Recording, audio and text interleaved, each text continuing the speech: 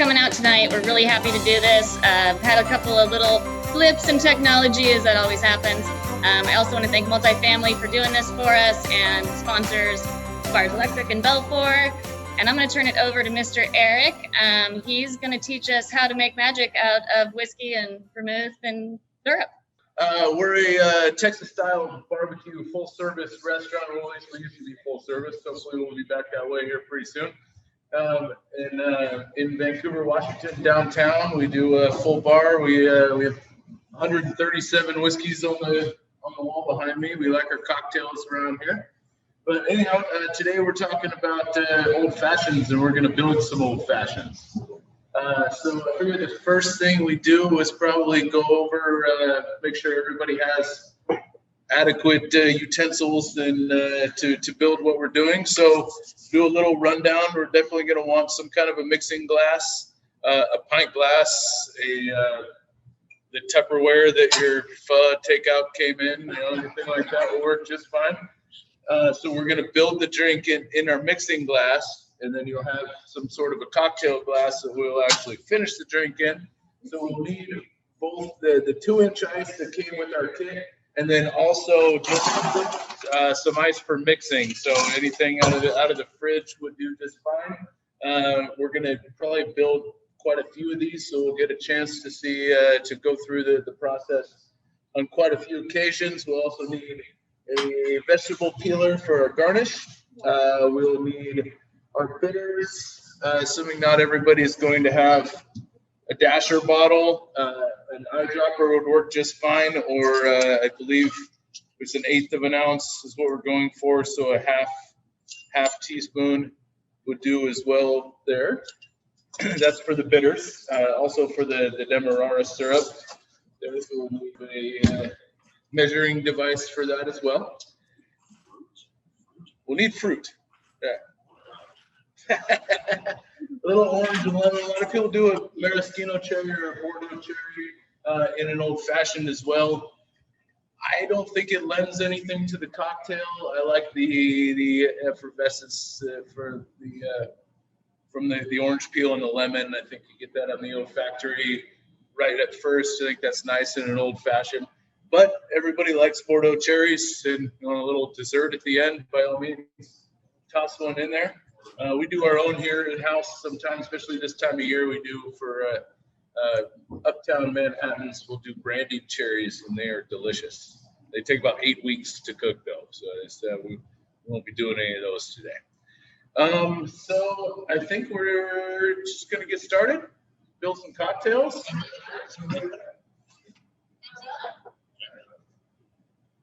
Yeah, nobody wants to sit here and listen to me talk without a drink in their hand, right? Yeah, all right, well, you can be first in line. All right, so we are doing a rye old-fashioned today. Our house, most places, if you just order an old-fashioned, most places are gonna give you bourbon. I think most people out there. I personally like a rye. I think that I like the little spiciness from the rye up front. If anyone isn't familiar with what that means, rye is just referring to the grain that's in the whiskey. So in order to hold the name rye, it needs to be at least 51% rye, and the rest is going to be corn, wheat, malted barley, anything like that. So like, for instance, bourbon needs to be 51% corn. Your wheated whiskeys are going to be 51% wheat. And that grain is going to do the same thing to the whiskey that it does to a loaf of bread, essentially. So you think about the difference between eating a piece of white bread and eating a piece of rye bread. That's that same kind of spicy note. This should be the same thing that you're going to get in your whiskey. So we're going to start 2 ounces, and feel free to if you're pouring at home, to pour a little more in there if you like. And we are in the restaurant. We're going to do 2 ounces. I'm using a Japanese style jigger. Jiggers are great for this. I prefer the Japanese style jigger over a traditional jigger, just because I think there's a little less margin for error. If you only fill it up this high on this guy, you're missing a lot more than if you only fill it up this high on this guy. But there's lots of different kinds. Otherwise, 2 ounces in a measuring cup or anything would work just fine. Is this We're going to go 2 ounces of whiskey. into our mixing glass. We got our whiskey in the glass. That's the most important thing. We're going to do bitters next. So the bitters that came with our package is our house old-fashioned bitters here. We don't make any of our own bitters, but we do blend them. So this is a blend of aromatic bitters, so just like your Angostura bitters, and then 3 different kinds of orange bitters.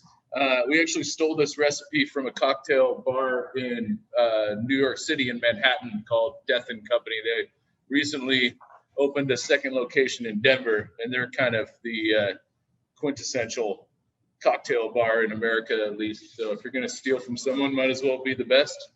So we're going to do 4 dashes if we are dealing with the dasher bottle, or 4 dashes of this, or what do we say, an 1/8 ounce or a ½ teaspoon. So I'm going to add 4 nice long dashes. Next, Demerara, our house Demerara syrup. Demerara is just an unprocessed, unbleached raw cane sugar. It's got it looks like a crystallized brown sugar. You won't see it in a grocery store very often, but you will see something very similar called turbinado sugar. Turbinado, if I'm saying that right. Basically the same thing. And it's just a reduction like a simple syrup. We do it rich, so 2 parts sugar to 1 part water, and then that sits and reduces in a pan over. You don't want to, you certainly will burn, so you certainly don't want to get it to a boil, but close to medium heat, medium-low heat. Correct. And just let that reduce for about a ½ an hour so that it gets down to the consistency that you like, which is kind of a runny syrup consistency. So we're going to do, I think it was a 1/4 ounce. Do you have the card in front of you? What was that, 1/4 ounce on that? I always do just a bar spoon, so I don't have to measure it very often. So your standard bar spoon is a 1/4 ounce, but we these guys work just fine as well. So we're going to hit 1/4 ounce of that. I didn't know my bar spoon. Yeah, and they're depending on where you buy the bar spoon, if you found it at Winco or something like that, it might not be standard, but your standard bar spoon is usually going to be a 1/4 ounce. Versus the tin? Yeah, that's a good question. One of the main reasons is it's prettier and you can watch what I'm doing. Another reason the tins are basically just made for shaking, whereas this is a cobbler style tin. But the mixing glasses are made for mixing. And it brings up another side point there. It's a pretty good one. If you're ever deciding whether to mix a cocktail by shaking or stirring it, two factors really is, emulsion obviously, and the texture on your cocktail. So kind of rule of thumb, anything with fruit juice, because fruit juice is harder to emulsify, anything that's kind of opaque, you're going to shake. Anything that's more spirit forward, like a Manhattan or a martini, you're going to want to stir. And the reason you do that is for the basically the texture of the cocktail. So like a more spirit forward, like a Manhattan, you want the texture of like cold silk over your tongue.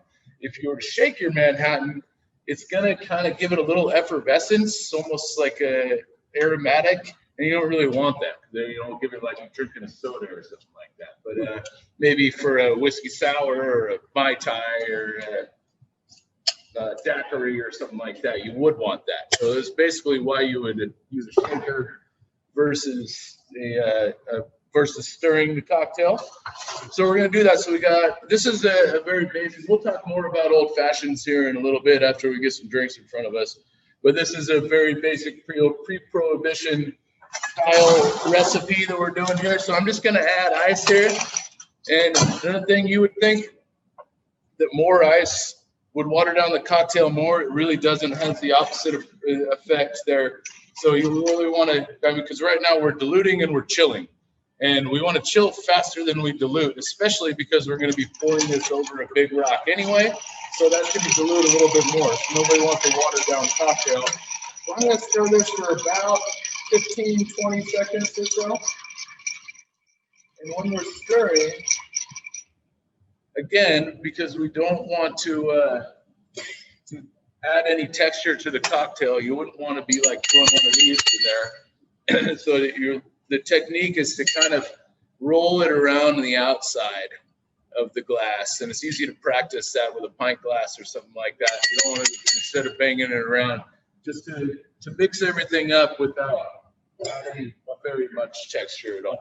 We're pretty happy with how we are right now, so we're going to add our cocktail ice.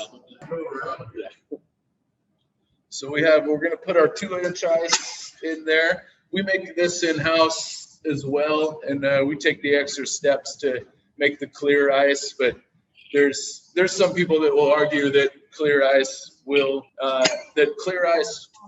that they can taste the difference. I'm not one of those people. I think it does make for a beautiful cocktail when you can look through and read your napkin through the cocktail. I think it's visual, it's beautiful. It's worth the extra approach or the extra steps to make it. I think the people definitely appreciate it, but I don't think it's going to really affect how it tastes. So we talked a little bit about earlier, we don't want to put a cherry in ours, we just do orange. So I just have a regular vegetable peeler here. I'm just going to pull as wide of a swath as I can off of an orange and off of a lemon. This is surprisingly bright fruit for this time of year. I don't know if anyone can see the lines that are. Hey, Eric. Someone asked if you are supposed to add water. No, we're not. So that's during the to add water. So during when we diluted, that was part of when we were stirring. You could stir a little longer if you don't want it quite so spirit forward. But no, we won't. And we'll talk a little bit more about that too, because you might find someone who puts soda water in an old fashioned, and that is a thing. Yeah, it's the beauty and the confoundity, if that's a word, of the old fashioned. It's the most ambiguous cocktail recipe out there.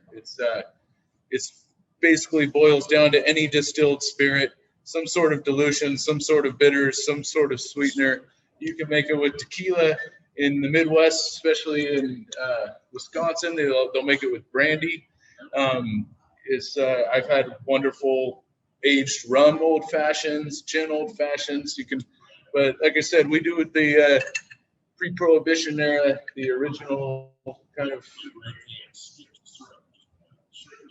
You'll see that a lot of times. You'll see someone a lot of times they'll muddle a sugar cube with a bright orange maraschino cherry and big old orange slice into this kind of pink paste type thing. So that actually comes from, remember the show Mad Men in the 90s? I can't remember the main actors, but there's a famous scene in that.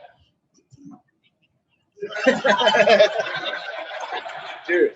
There's a famous scene in that show where the main actor, he goes behind the bar and he takes a pint glass and he muddles a bunch of oranges and cherries and dumps about 4 ounces of whiskey in there and tops it with soda water and takes a drink. And he goes, "No, that's an old fashioned." And that was kind of at the beginning of the resurgence of some of the golden era cocktails. It was after Prohibition, a lot of the American cocktail art was lost, and we're kind of in a second golden era of cocktails now in the past 10 years or so, where a lot of that art is being rediscovered and people are going back to that. But in the 90s, a lot of places took hold of that, which later kind of in cocktail circles was referred to as the Mad Men old fashioned.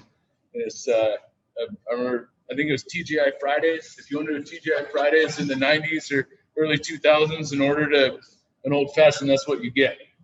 And it's not wrong. Like I said, it's such an ambiguous recipe. There's really no wrong or right. There's more classical and less classical, but it really is. There's no wrong way to do it. You should do it how you like it.